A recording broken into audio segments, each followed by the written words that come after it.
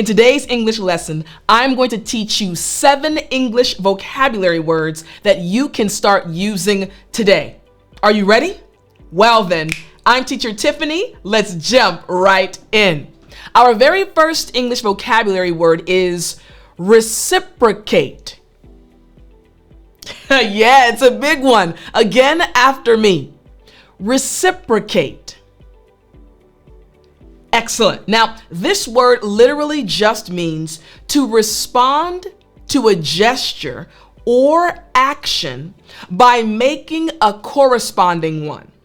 Once again, to respond to a gesture or action by making a corresponding one.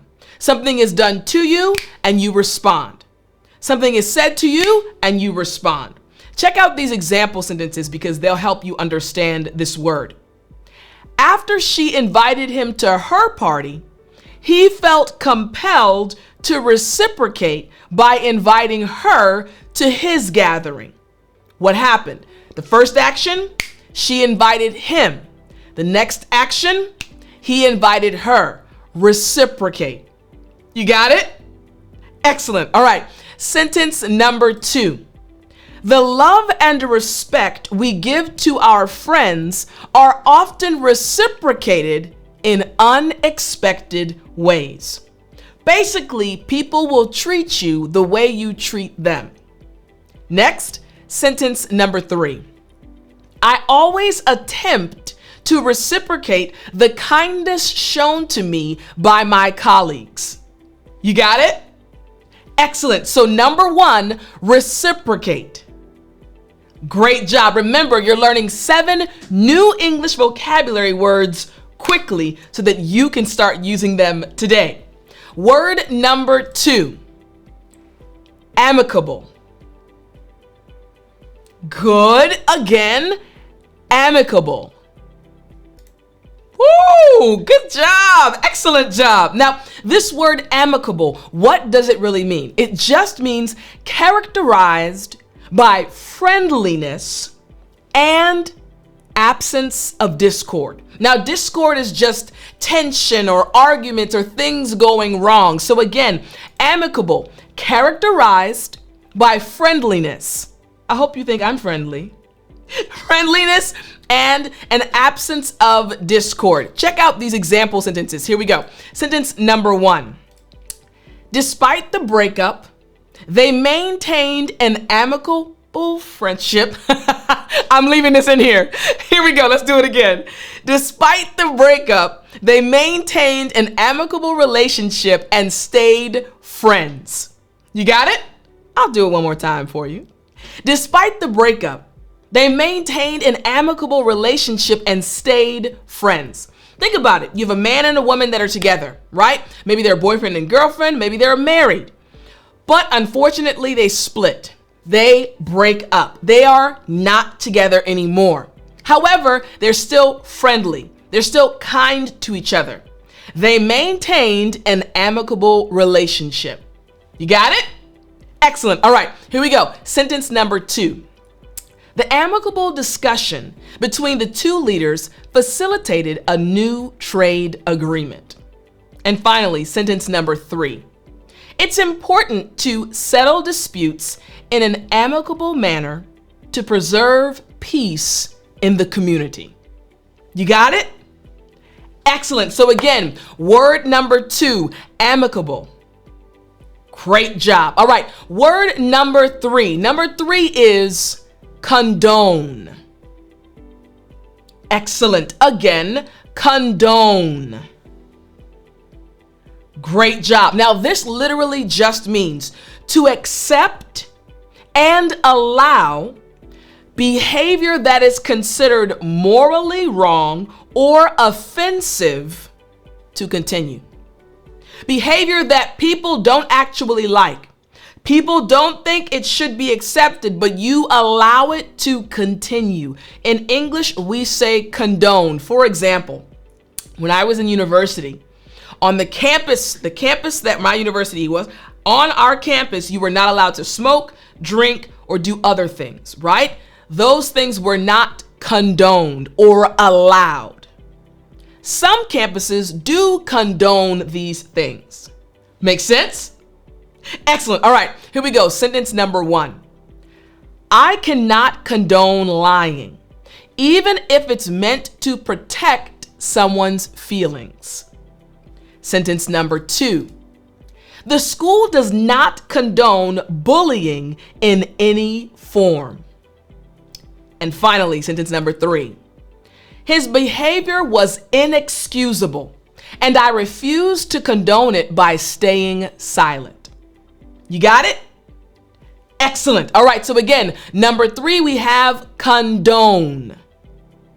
Great job. All right, word number 4. Word number 4. Now, before I break this word down, I want to remind you that you can practice what you're learning in this lesson by going to my app, English with Tiffani. The link is in the description, or you can simply go to your phone and download the app for free and start practicing what you're learning. All right, here we go. Word number 4, estranged.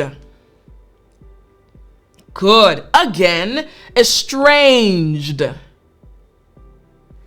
Excellent. Now, this word estranged just means of a person, we're speaking about a person, no longer close or affectionate to someone, or alienated.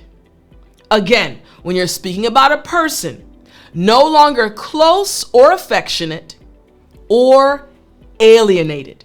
You're separate. This person is no longer close to you, kind of pulling away from that person, estranged. Check out these example sentences. Sentence number 1.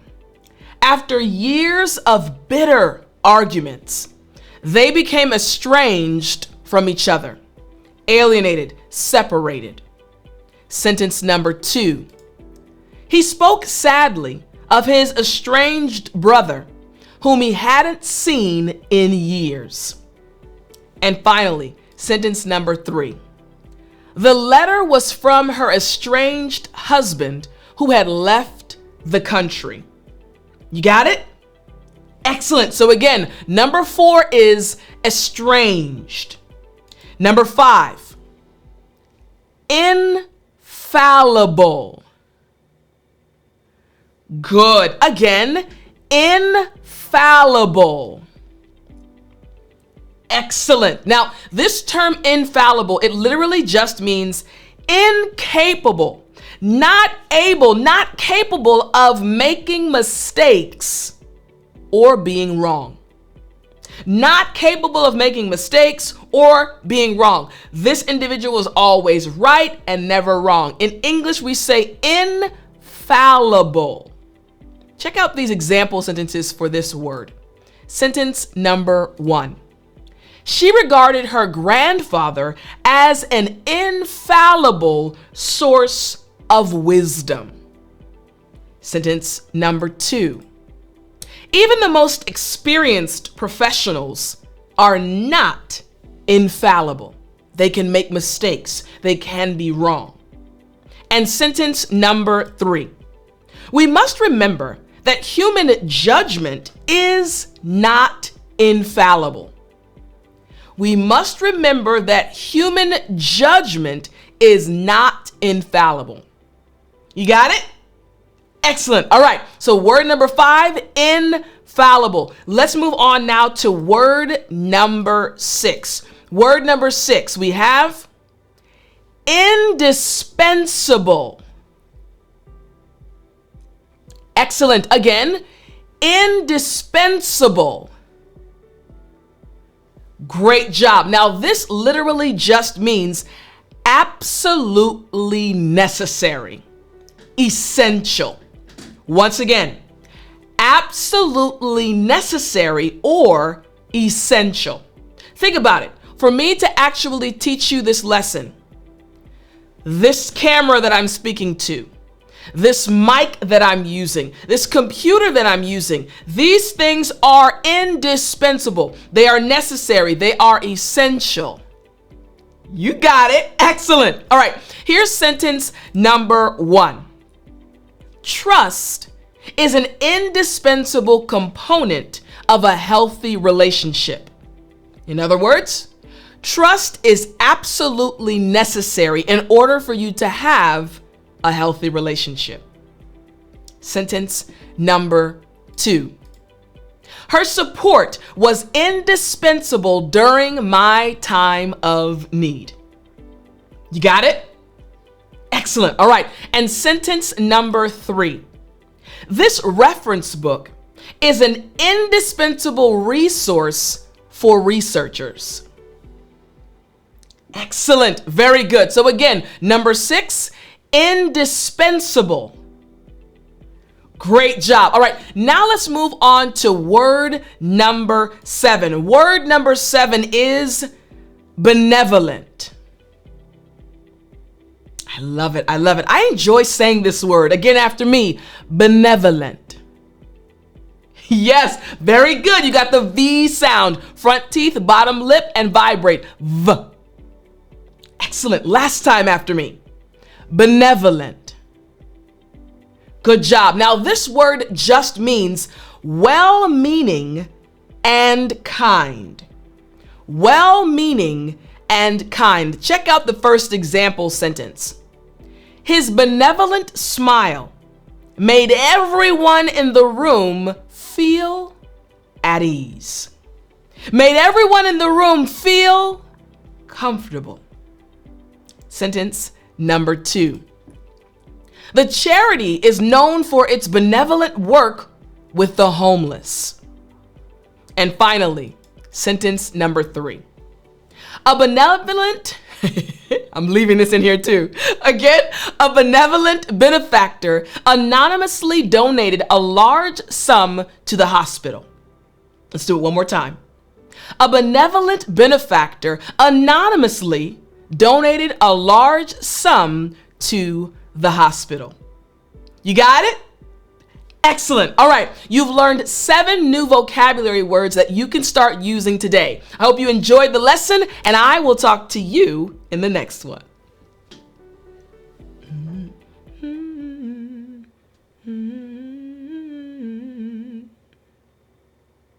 You still there?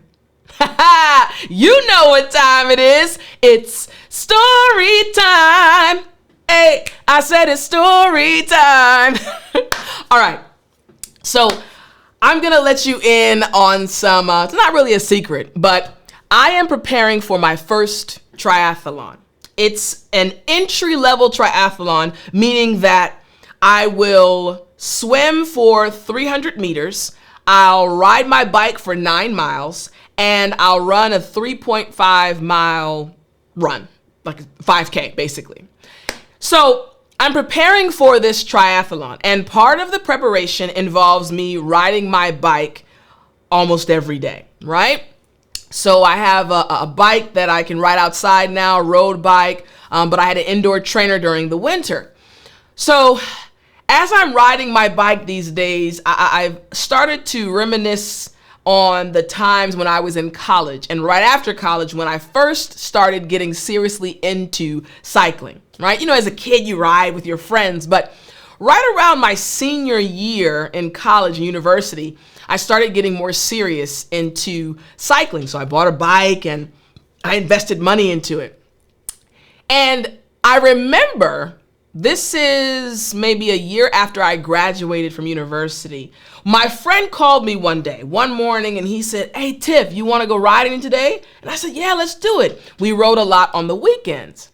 He said, "All right, Tiff, but this time we're going to do a more serious ride up a mountain." I said, "Oh, okay." I was always down for a challenge. He said, "Now, this mountain, Tiff, coming down is going to be a little bit tricky."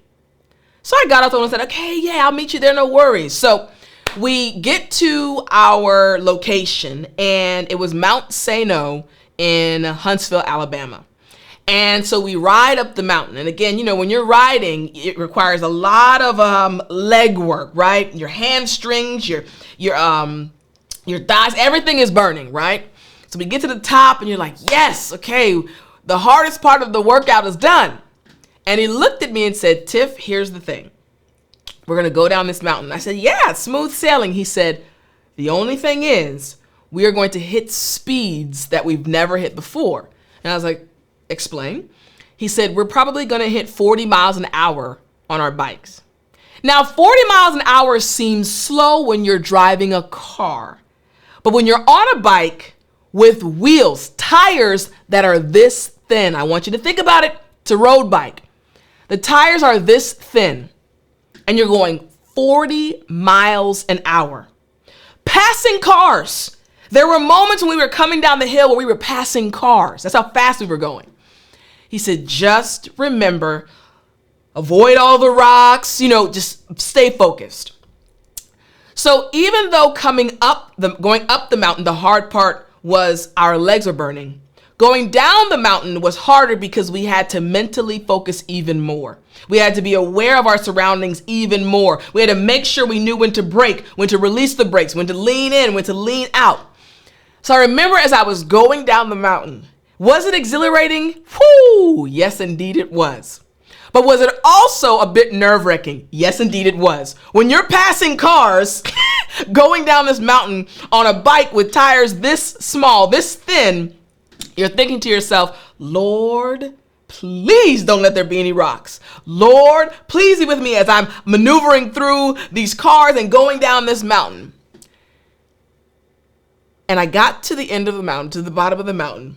We both stopped and we looked at each other and said, whew, we made it. And we laughed. This is the message I have for you. You're on this journey, right? You're on this journey as you're learning English, right? And in the beginning, it is extremely tough, right? You're working different muscles. You're trying to memorize all these grammar rules, memorize all of these words and expressions. And then you get to what feels like the peak where you're able to express yourself, right? Intermediate level. And you think, okay, maybe it's smooth sailing. Now, you're going downhill, intermediate, advanced, because you know how to ride, you know how to speak, right? But you're learning new things and you actually have to focus more. It's not requiring the same physical energy as it did when you were a beginner or a beginner intermediate. But now it's requiring different skills. You have to focus in a different way.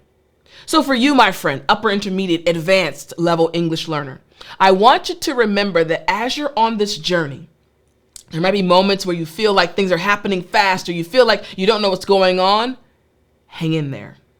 Stay focused and realize you will get to your destination, and I'll be there with you. I'll talk to you next time.